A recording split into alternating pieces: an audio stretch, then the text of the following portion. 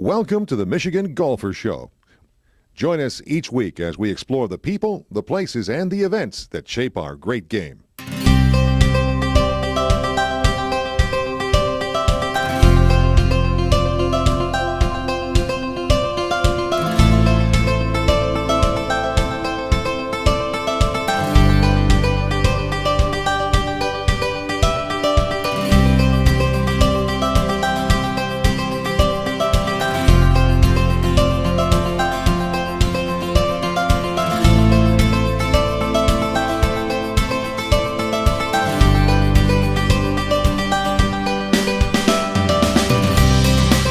First off, my name's Steve Brady. I'm the head golf professional here at Oakland Hills Country Club. It's my honor, my privilege to be here today and to welcome the media, a couple of honorary members and guests, and two people that need no introduction in the world of golf, Mr. Gil Hanse and Mr. Mike Jericho. They're over here on the left side of the veranda, and they're trying to stay out of the sun. I asked the board if I could do that, and they said, no, it's not in your contract. You have to wear a tie and stay out here. So I'd rather not start this way, but as you know, a good friend of the game of golf, and more than likely a good friend of many of you, passed away this week.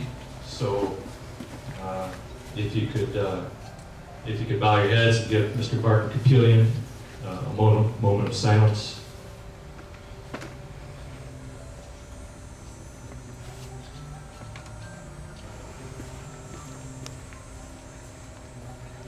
Thank you. Mr. Capillion was a friend of many of you, and he was all in on the game of golf in the state of Michigan, the Golf Association of Michigan, the Michigan PGA nationally. He was extremely well respected. So our thoughts and prayers go out to his family. To those of you who've never been to Oakland Hills Country Club before, welcome. Show of hands to anybody that's never been to Oakland Hills Country Club before. Beautiful. To those who have been back here, and it's nice to see all of you back, welcome back. The clubhouse essentially is pretty much the same, but if you look out to the east here, you have a golf course that's changed dramatically.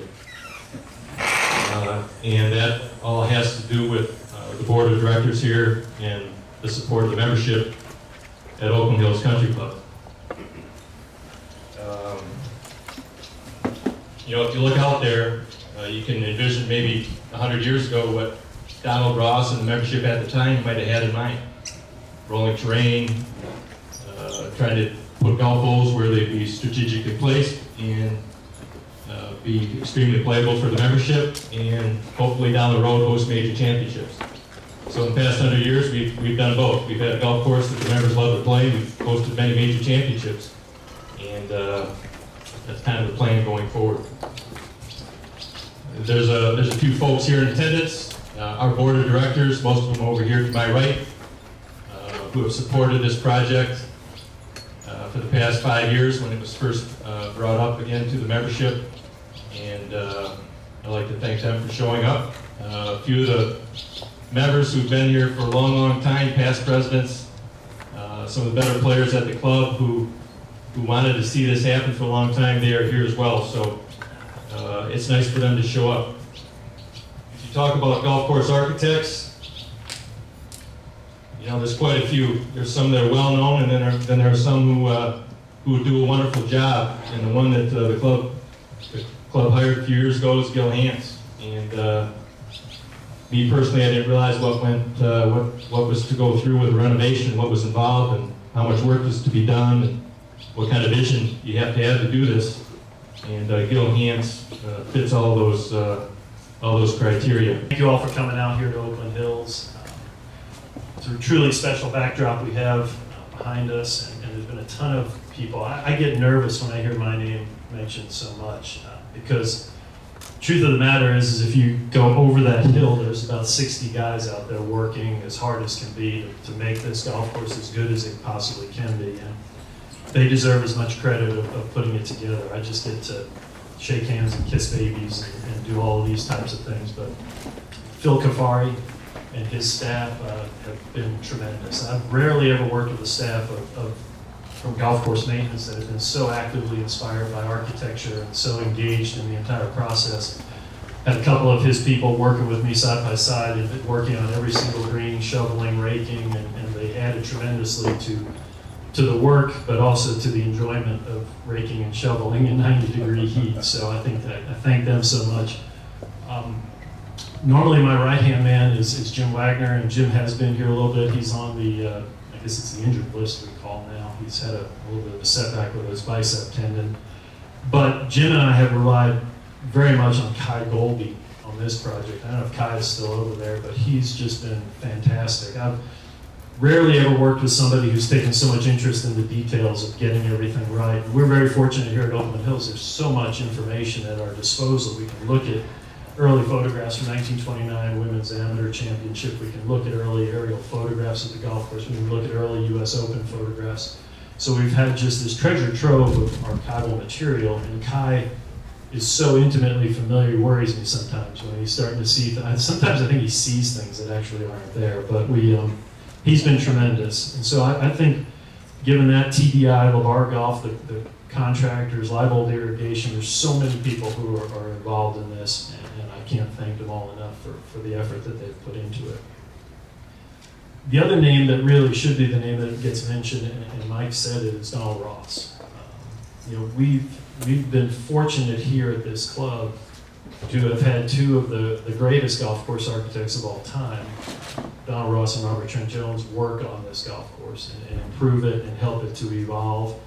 And then subsequently Reese Jones having significant work on it in preparation for major championships that the club's hosted over the last 15 to 20 years. And when we were tasked with looking at Oakland Hills and figuring out what could we do, I think evolution was the key word we talked about. How had the golf course evolved? How had it changed from Ross's original design? How did it ultimately become the monster, which is what it has been known ever since Ben Hogan uttered those words? And I think it was, how do we hit that, as Mike said, the sweet spot? How do we find the sweet spot of honoring the past, honoring the evolution, and recognizing the golf course that the membership knows and loves? It's not like this golf course was broken or that there was any serious need for altering it. But what we proposed to the membership was a master plan that looked at all of these elements, that talked about how this golf course could be improved, upgraded, both from an infrastructure standpoint and also looking at the evolution of the game, especially in the last 15 to 20 years, and how technology has altered the way that the highest level of golfers play a golf course like this. So when you throw all of those things into the pot and you mix them up, you start to make some observations. And I think that the largest observation we made that had been altered over time significantly was scale. When Ross talked about this golf course, when he first landed on this property, he called it a big piece of land. It was really big. He wanted to build a golf course that sat on it in a big way. Large bunkers, large undulating greens, open vistas throughout the property, maximizing the utilization of the slopes and the swales and the way this property rolled. And I think what he built initially captured that scale. And so it was always part of my mind and Jim Wagner's mind that if we could somehow replicate that scale, get it back to this property, reintroduce those sorts of elements to it, that would be a positive. Part of the evolution at every single golf course we go to, these great old classic golf courses, is the introduction of trees. And basically diminishing the scale of what the original architecture was. When you think about the evolution of golf courses, they start off without any irrigation. And they start off big and wide because the architects thought that that was an interesting way to propose strategy, figuring out your way around the golf course. But they also mowed fairways with 7 gang mowers. They didn't mow them with triplexes, or certainly didn't mow them by hand. And so you had big features, big fairways. Now all of a sudden irrigation comes along. And we don't, in the 1920s, you don't have triple row irrigation, you don't have quadruple row irrigation, you've got single row irrigation. So you start to irrigate these fairways, and now you've got this green strip playing through the middle of this big open landscape. Well, that looks kind of funny. And so what do? We start to fill in the voids, we fill in the spaces. And what better way to fill in the voids than with trees? So you start to basically diminish that scale just through the evolution of the technology of how you create and build a golf course. And then you get into the 1940s and you've got this technology at that point in time. You've come away from hickory shafts, your steel shafts, certainly at that time the balls are getting better and players are playing longer. And you have a major championship here where the scores are pretty low. And you have major championships at other USGA places where the scores are pretty low. And so in comes Robert Trent Jones with basically saying, we need to toughen this place up. We need to build what became known as the Monster. Well, how do you do that? You put bunkers down the sides of fairways. Instead of what you see behind me, you have bunkers that are angling in and they're either left or right. Instead, you put in bunkers that are both left and right. And you start to play through channels that are not only defined by bunkers and features, but by irrigation and now by trees. And so you start to see this scale, and what results is a very difficult golf course. And you start to get bunkers put in front of greens, and you get this evolution that happened all across most of the classic golf courses in this country. And so fast forward to where we are now is how do we embrace some of that difficulty, some of that challenge, some of that history, because honestly, the greatest moments of the club's history were contested on that type of a golf course. Yet how do we restore the scale and get the ability and the practicality and frankly the interest and the strategy and the playability for all classes of golfers back into the property? And so we're delighted that the board has embraced what you see behind me. It's probably, if we're going to, there are elements of Jones still left in there, but it's significantly more Ross than Jones. We've done what we can to find more length for the golf course.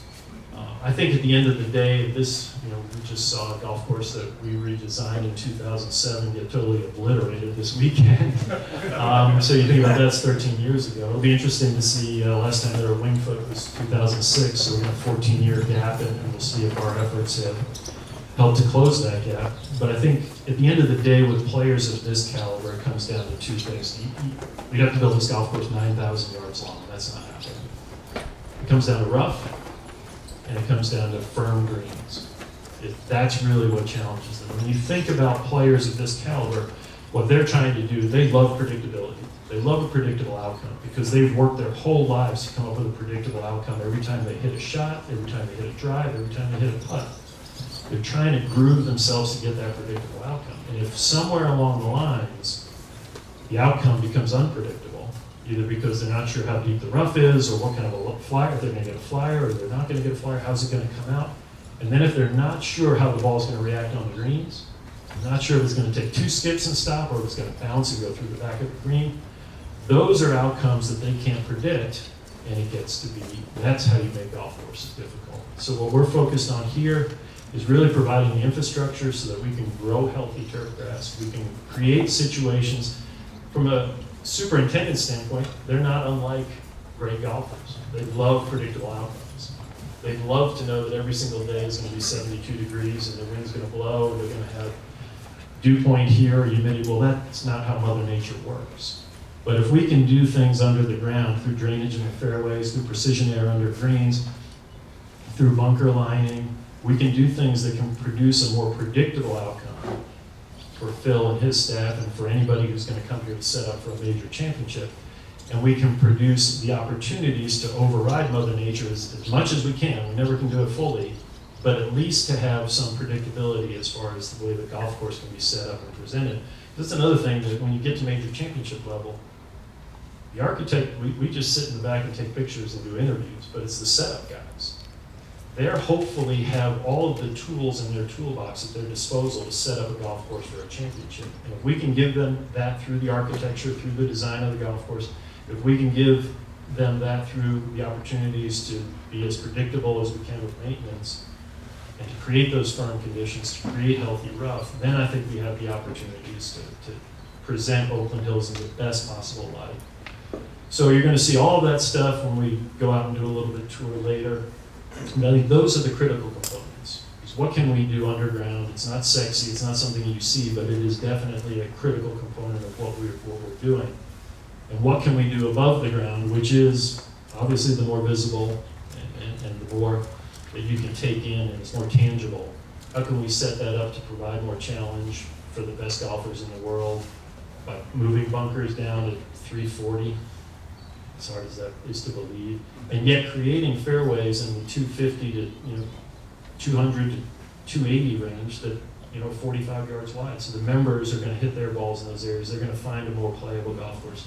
The greens now, for the vast majority of them, are wide open at the front, so you can run a ball up. People ask if that makes it easier for a tour player. No, because they never look at that. You think about it. They're always just looking at where the flag is and how do I get from there. It's always an aerial game to them. Now, if we have a major championship here, and they get in the rough or fairway bunker and they want, and that sort of opportunity to hit that shot, I think, is great architecture. So if we've done our job, we'll have hit, I'm going to keep coming back to it, we'll have hit that sweet spot. We'll have built a golf course that'll be more difficult for the best players in the world, and a golf course that's much more playable for the membership here at the club. And ultimately, that's the dream of every golf course architect. If we somehow get there, then obviously we're very proud of what we've accomplished so far, but once we actually get people out there playing it, if we've hit that, then we've really done a good job. So thank you all for listening for a few minutes.